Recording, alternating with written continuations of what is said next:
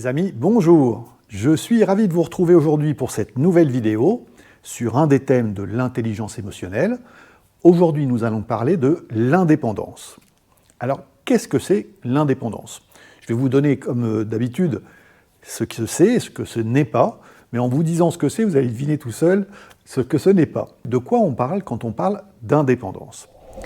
Eh bien, c'est la capacité d'une personne à pouvoir réaliser ses tâches, à pouvoir faire son travail au quotidien d'une façon autonome, sans avoir besoin des autres, sans se laisser influencer par les autres. Besoin des autres, c'est possible évidemment quand on travaille en groupe, mais je parle besoin dans le sens j'attends que les autres me disent ce que j'ai à faire. Je suis capable de planifier, je suis capable d'organiser mon travail, je suis capable de faire les choses en autonomie au quotidien.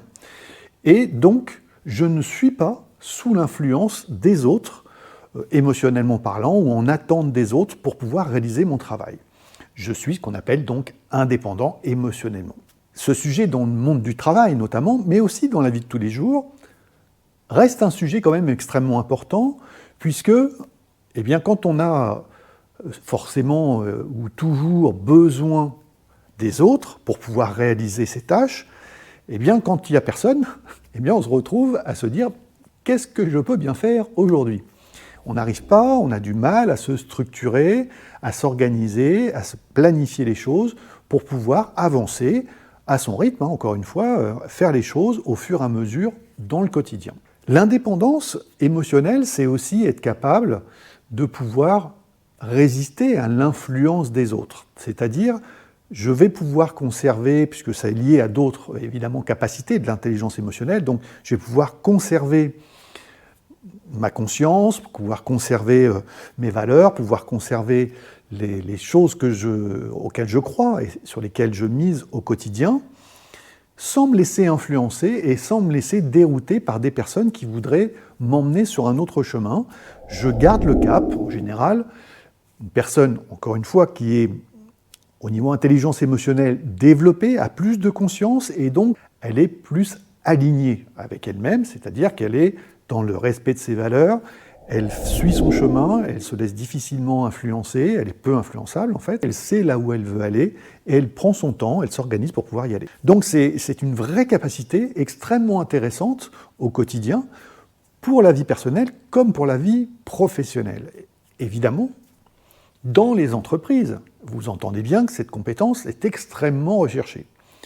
On veut, et ça on le voit souvent dans les phases d'intégration, il y a beaucoup d'entreprises, et j'en ai vécu moi-même, l'accueil dans l'entreprise, c'est « bonjour, bienvenue, voilà les clés, et débrouille-toi ». Voilà, on vous pousse dans le grand bain, et vous devez vous débrouiller tout seul. Quand vous faites cette remarque à l'entreprise, il n'y a pas d'intégration, d'un air souvent un peu offusqué parce que vous mettez le doigt là où ça fait mal, on va vous répondre « ah mais non, pour quelqu'un de ton niveau, pour quelqu'un comme toi, on estime qu'il n'y a pas besoin ». Alors ça, je l'ai entendu, alors je ne vous dis pas combien de fois, parce que j'ai fait quand même un certain nombre d'entreprises, et c'était extrêmement intéressant de voir cette réaction, parce que ça semblait tellement étrange de demander ça, mais surtout ça dérangeait parce qu'il n'y avait absolument aucun cursus d'intégration dans l'entreprise. Quelles sont les conséquences de ça? Eh bien en fait, la personne va devoir se débrouiller toute seule. Donc ça, l'avantage que ça va nous rendre plus autonomes, plus indépendants, donc ça fait faire grandir notre indépendance, et on va apprendre à mieux s'adapter aux situations. Et ça, on se rend compte plus tard, mais c'est vrai que c'est une chance de pouvoir travailler et développer ça. L'inconvénient de cela, eh bien, il faut savoir que quand il y a une mauvaise intégration dans une entreprise, voire pas d'intégration du tout, eh bien, il se passe que c'est à peu près, d'après les dernières études, une personne sur deux qui va échouer dans sa période d'intégration ou qui va partir durant sa période d'essai parce qu'elle ne se sentira pas à sa place. Elle ne se sentira pas soutenue par ses collaborateurs et sa hiérarchie. Et donc, elle va décider tout simplement de partir. Et c'est encore énormément comme ça. Moi, j'ai travaillé pendant des années dans les cabinets de recrutement, de cadres supérieurs, et même des travails temporaires. Donc, on voyait bien des entreprises, ils en ont rencontré des milliers. Donc, je ne peux pas vous dire plus. C'était dans la grande majorité pas d'intégration. Donc, une journée comme ça, vite fait, mais vite fait. Derrière ce mot, on entend tout. Encore une fois, n'y voyez pas de critique par rapport aux entreprises. moi j'y mettrais plutôt une alerte pour les entreprises. C'est-à-dire que prenez conscience que c'est extrêmement important d'avoir un parcours d'intégration digne de ce nom pour que les collaborateurs puissent travailler efficacement, rapidement et le plus tôt possible, qu'ils puissent se consacrer à leurs fonctions. Parce que quand il n'y en a pas, eh bien la personne va prendre son indépendance et donc elle va faire les choses par elle-même, ce qui est une bonne chose, mais elle va les faire à sa façon.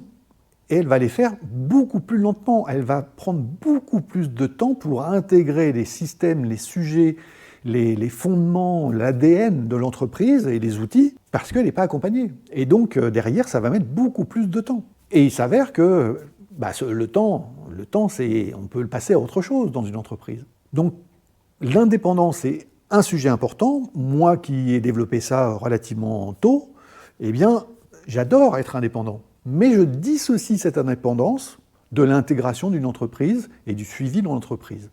Parce que je peux être indépendant, par contre, je veux aussi gagner du temps, parce que dans les fonctions, dans les entreprises qu'on peut occuper, on a des choses à faire, on a des objectifs, on a des choses à mettre en place, des situations à gérer, des fois des urgences à gérer. Et donc, on n'a pas forcément le temps de passer du temps à chercher quelque chose qui, si on avait eu l'intégration, nous prendrait 5 minutes, si on ne l'a pas, ça nous prend 30 minutes, voire 1 heure. Voilà.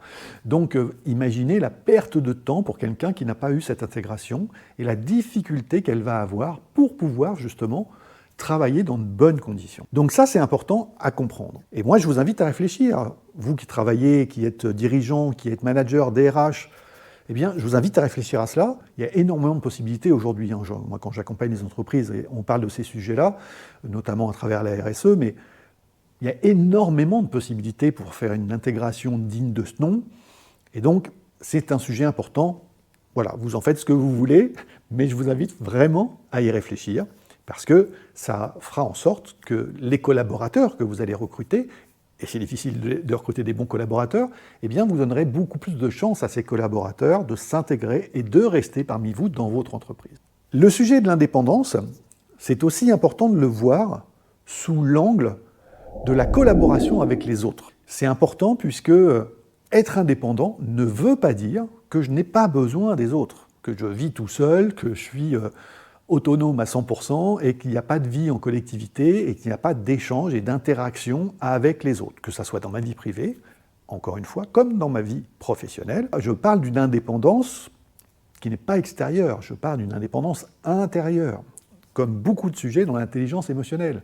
L'indépendance intérieure fait que vous allez pouvoir échanger avec énormément de personnes, parce que vous avez développé aussi d'autres capacités de l'intelligence émotionnelle. Donc, la communication se fera d'une façon fluide avec les autres, mais vous ne serez pas sous l'influence des autres, surtout sous l'influence négative. Et l'autre sujet qui est important et qui permet de pouvoir avancer pour une entreprise dans la bonne direction quand on a cette indépendance, c'est qu'on va avoir un regard beaucoup plus global sur les choses, et bien souvent, quand on a cette indépendance, eh bien, on a les idées qui vont avec. C'est-à-dire qu'on a souvent, en tous les cas, la capacité à résoudre les problèmes complexes des entreprises.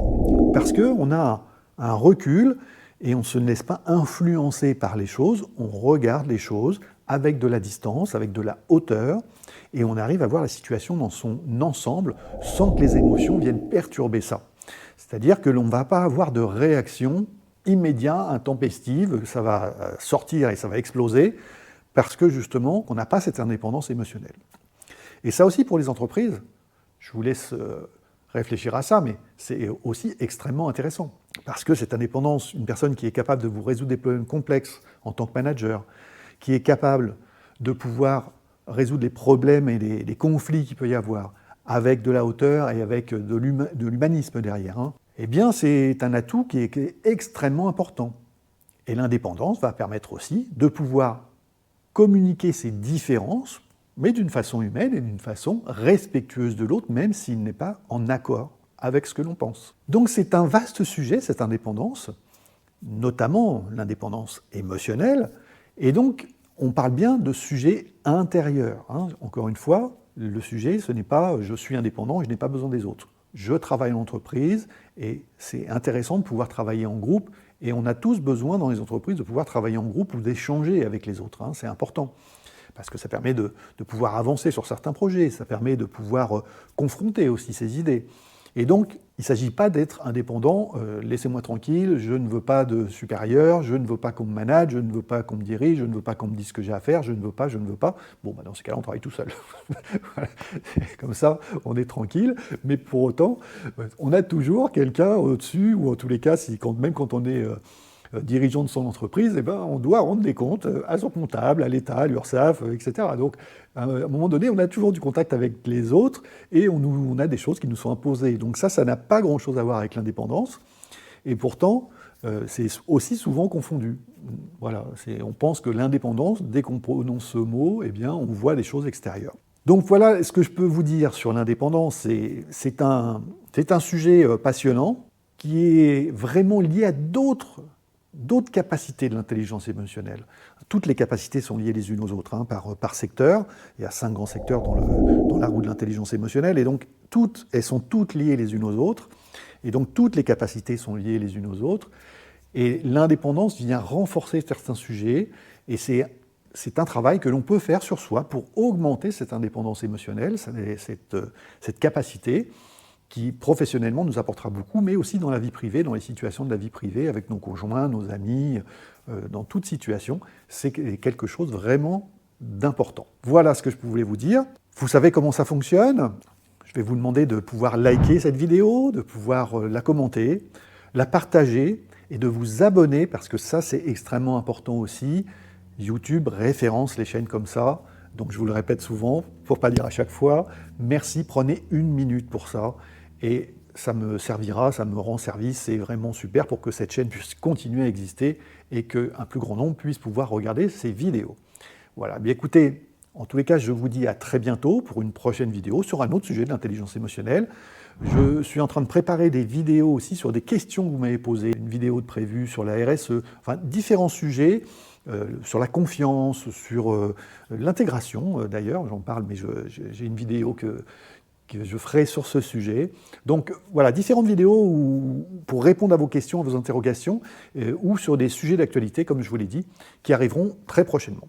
Voilà, eh bien écoutez, jusque-là, je vous souhaite le meilleur, prenez soin de vous, et je vous dis à bientôt.